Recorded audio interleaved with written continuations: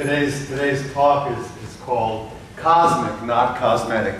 We're not just going for a little tuck, you know, a little Botox here, a little manifestation there, send out my little intention, have this happen, have that not happen, and I'll be happy, finally. We're going for cosmic shift, right? That's the possibility of today, for the cosmic awakening, for the dawning in our minds of who and what we truly are. We began our journey on Palm Sunday, for those of you who came, with the idea that we are here to awaken the crown chakra, awaken to the awareness of our oneness. If the eye be single, the whole body will be filled with light, through a constant practice of surrendering to what is, and then forgiving ourselves and others. Used that a lot this week, haven't you? I've just been going like this a lot. I need to awaken. Oneness, come on.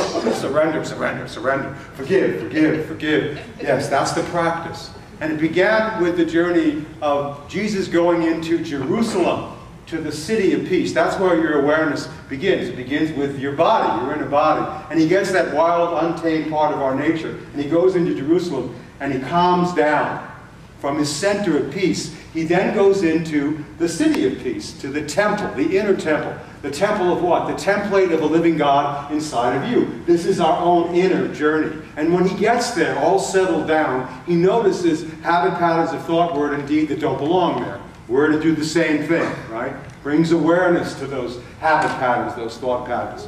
He then, on Thursday, Monday, Thursday, invites his disciples to come unto him and help him. He invites all 12 powers of man, imagination and will and love, and all the different disciples and what they represent. He asks them to eat of the deeper teaching, to ingest this, to become it, so he can get their help in the steps that he's about to take. So we need all of our faculties awake and alive as well. He then goes to the 7 last statements, where he deepens his awareness of, and our awareness of, what it really means to surrender to the will of Allah, surrender to the will of the Father, the Mother God, and then to forgive like no one has on the planet. Father, forgive them, they know not what they do. And then we're now in the part where he goes into the tomb. That's the part we're in now. And the rock is blown away. Blown away. So now we're on the part of the journey where Mary, the other Mary, and Salome are on their way to the tomb. Shalom, Shamir. I've been too many talks in a row. This is like the 4th Sunday in a row for me that I've been doing. It's Easter. I feel like an Easter bunny, all whacked up. One more charge, that'll be it. And so we are there on that journey.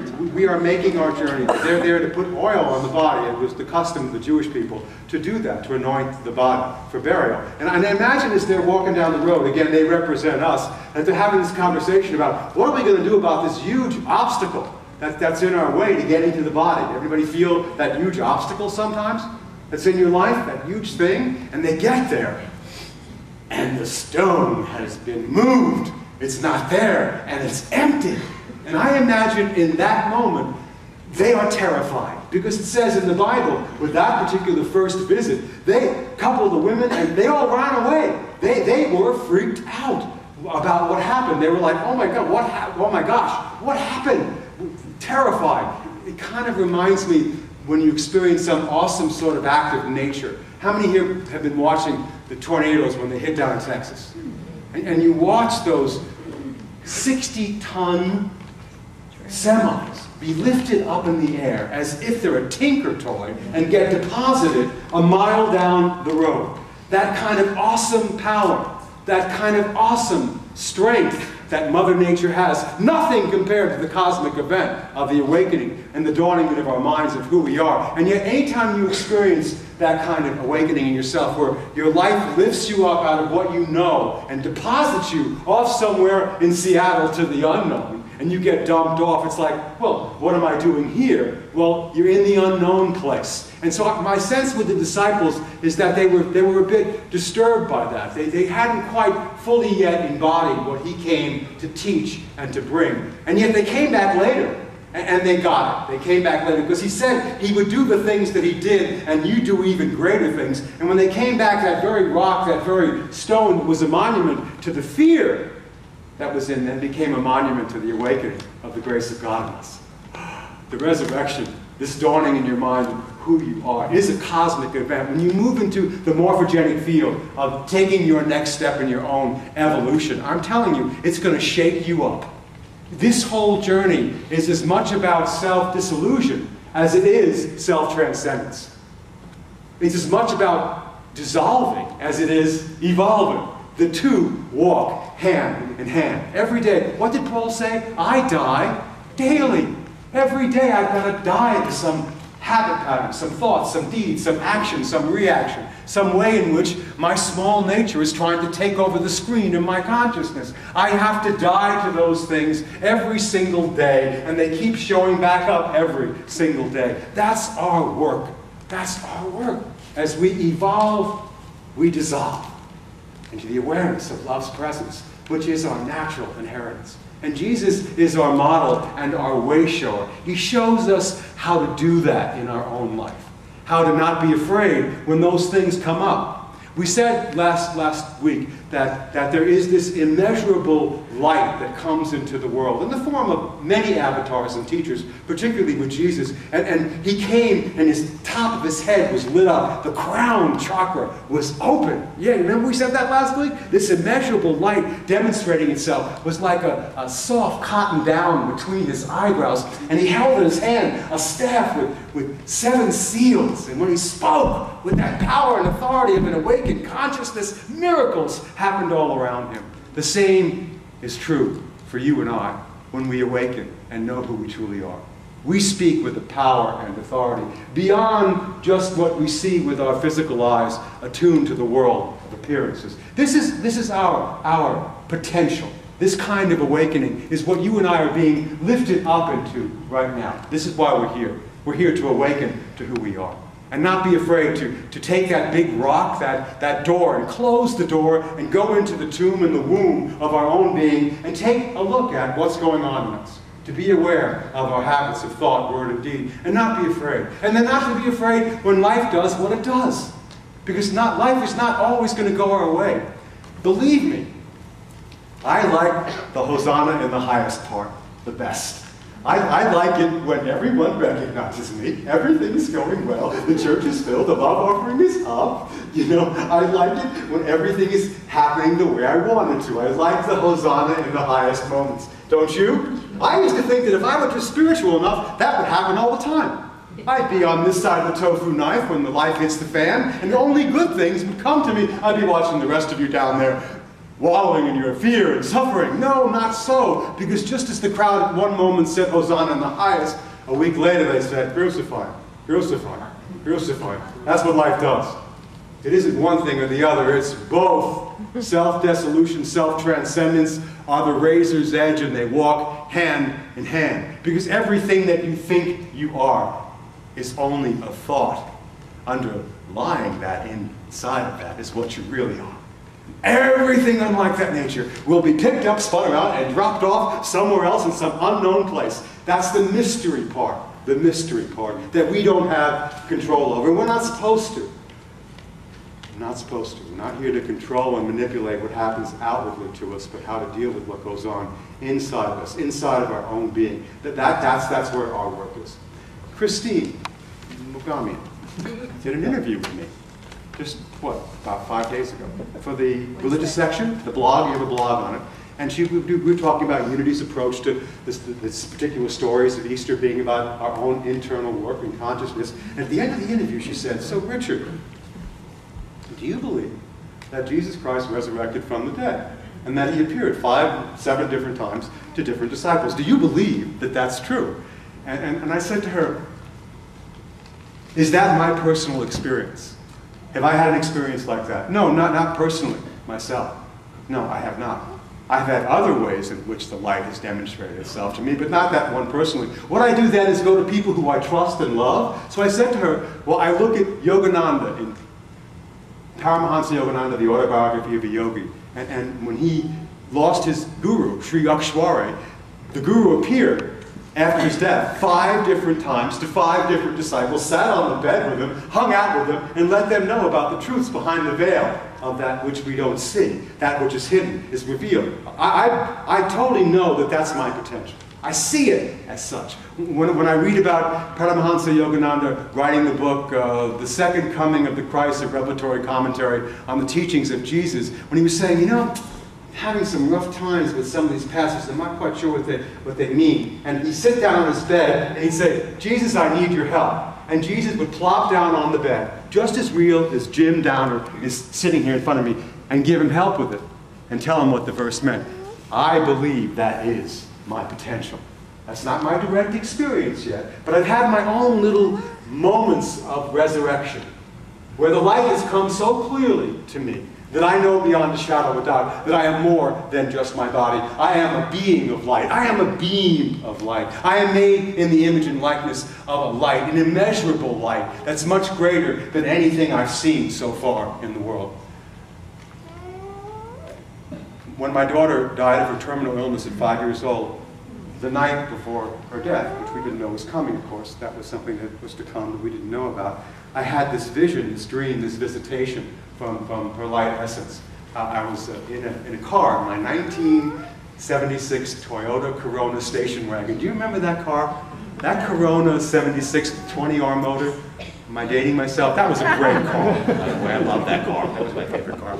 And I'm sitting there in the car, and Kristen was in the back seat. She was 5 years old, and she had a little padded seat for her head. And I'm in there, and we're looking at this huge bridge that goes up like this and goes back down like that. Huge bridge. And I'm sitting there with her, and then all of a sudden, she gets out of the back seat and walks over to the window and taps on it. And she's this beautiful 17-year-old young woman, radiant with light, long blonde hair. She looked just like me. And she said, Daddy, move over. Move over. It's time for me to drive. And I got in the passenger seat. And she hit the gas. The windows were open, her hair was flying, and we went over the top of this bridge. And the next day, she died. That was a visitation from the light body of Kristen, assuring me that I am more than what meets the eye, assuring me of these Bible quotes that say, never the Spirit was born. The Spirit shall cease to be? Never. Never was there a time when it was not. Ending and beginning are dreams. Birthless and deathless and changeless is the Spirit forever. Death does not touch it. What has life or death to do with light? In the image of my light I have made you. The relativities of life and death belong to the cosmic dream. Behold your dreamless being. Awake, my child. Awake! And then Marianne Williamson says it this way, in modern terminology. Our worst fear is not that we are inadequate. I have no problem with believing that I am inadequate. I've had 12 bouts with it already today. Our deepest fear is that we are powerful beyond measure. It is not our light. It is our light, not our darkness, that most frightens us. That nails it right on the head. That's what we have to become familiar with. Mary, stop crying. It is I, your Lord. Your Lord. I am alive and well. I stand in the light. Go and tell the others that I will always be there. I am here right now, and I will help them awaken into that light. You've had many glimpses of that light coming to you, reminding you that you are more than just your body. And if you look in the mirror honestly, you'll realize you must be more than your body, because boy, it is changing rapidly. You look marvelous, darling, but let's be honest. There is a beginning and a dash, and there will be an end, and you don't know when that's coming. Don't pretend that you do. The dash is very small. The light holds it all. That's what we are. What makes this incredible book so amazing for me is this last chapter. In this last chapter, about 20 pages into it, our wonderful author, Judy Kanata, has this experience that lifts her up like a tornado and picks her up and throws her into brand new unknown territory. She goes into a doctor's office to get a lump removed. It turns out it's cancerous. And all of a sudden, everything she thought she knew about the world and what it looked like, and all the ways in which she defined it are gone, and now she's someone who's got this big thing in her life that she didn't have just a few hours before. And no one knows for sure when that will or won't happen for any one of us. It's uncertain. That's unknown. That's part of the mystery of what can happen. And she said, it was really interesting for me. Several things happened. One, I realized that I felt the same now as I did 2 days ago. But now I had to deal with something that was huge and unknown for me, uncharted territory. Listen to this wisdom. I knew in that moment that I had a choice to make about how I would enter this unpredictable and unknown place.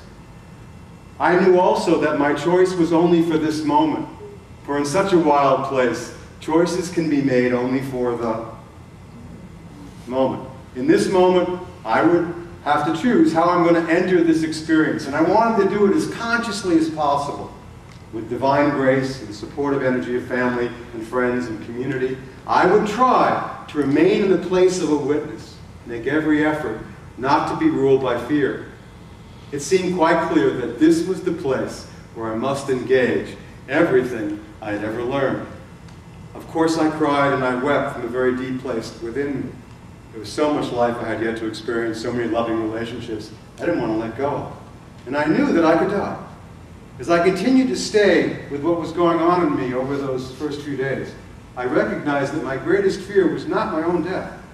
My greatest fear was that I would fail to live this moment of my life with integrity. Can I repeat that? My greatest fear was that I would fail to live this moment of my life with integrity. Since all that I had written about is what I hold to be true, at the core of my being, I knew that this was a moment of truth for me. I was staking my life on all the words that had been pouring out of me, day after day after day. You know, the hardest part of getting up here and doing this with all of you is living the truth of my lesson summation every week. You know what I'm saying?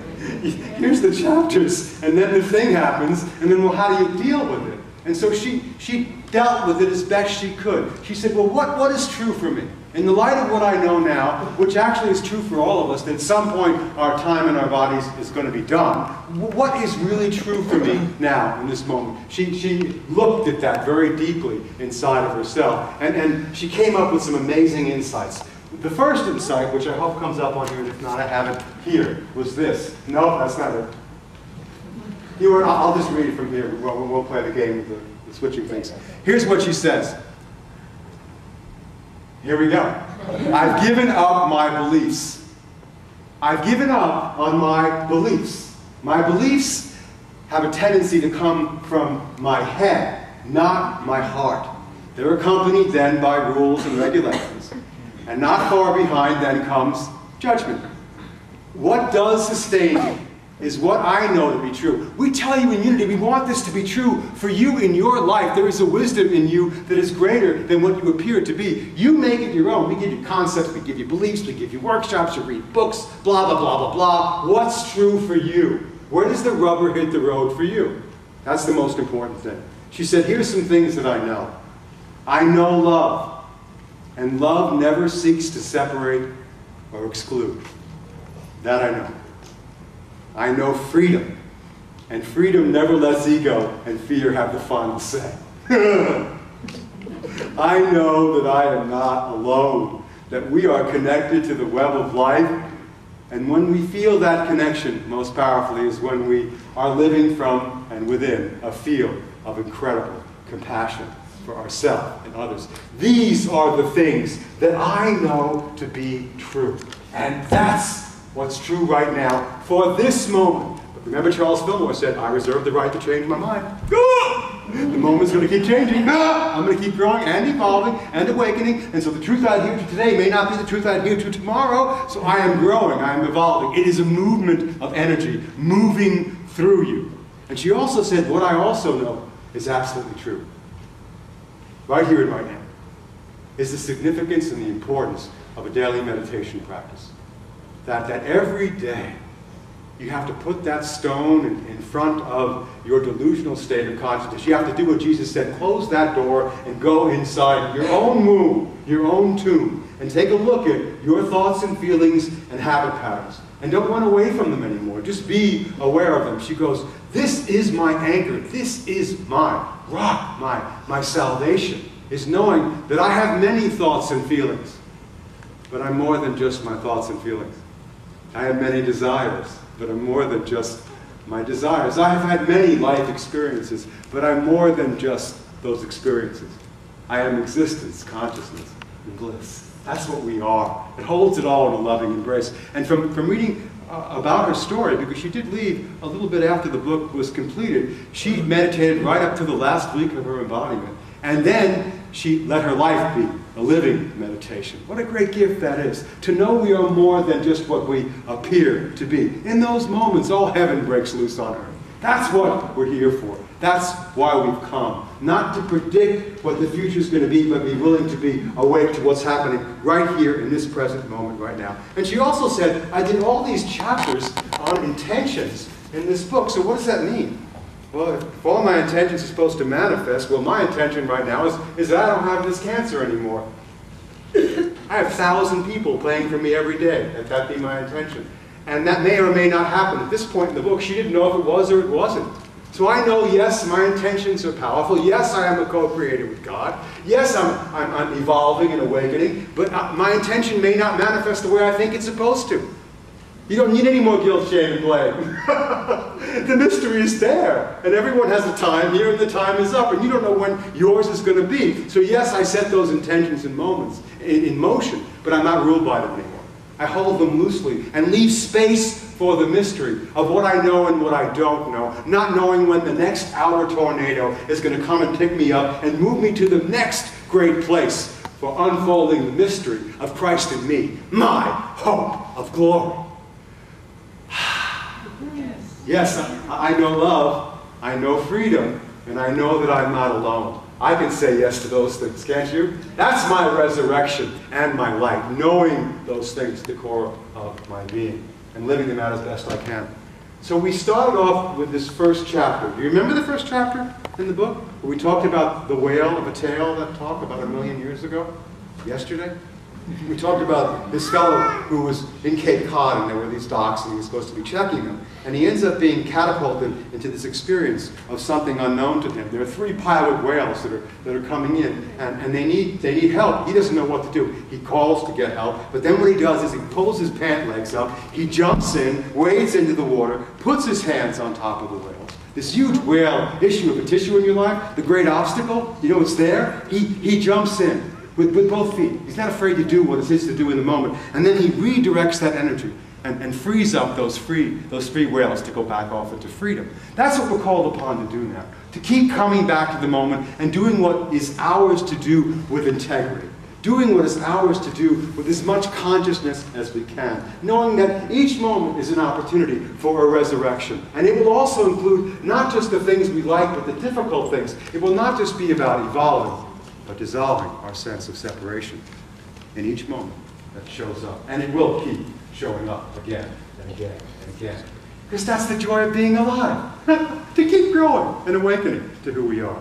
So I want to just take a moment in closing to bow to my teacher, Judy Canado. She's been alive in my heart for the last 3 months that we've been doing this book. She's been sitting on my bed every day, not unlike Sri Akshwari, not unlike Jesus for Yogananda, not unlike Kristen for me when I need her. She's been there for me. She's been a living presence in my life. Her physical absence hasn't touched her spiritual essence, which has become part of my being. For so many of you, your teachers come in all those different forms, guises and disguises. And so this closing prayer I offer to all of you, as we do not just cosmetic surgery. Nothing wrong with looking good, please, you know that's all that matters to me. But cosmetic awakening to who we truly are. Cosmic awakening to who we are. Cosmic awakening to who we are. It's been a long Easter season. So take a moment now to breathe. Close our eyes for a few moments.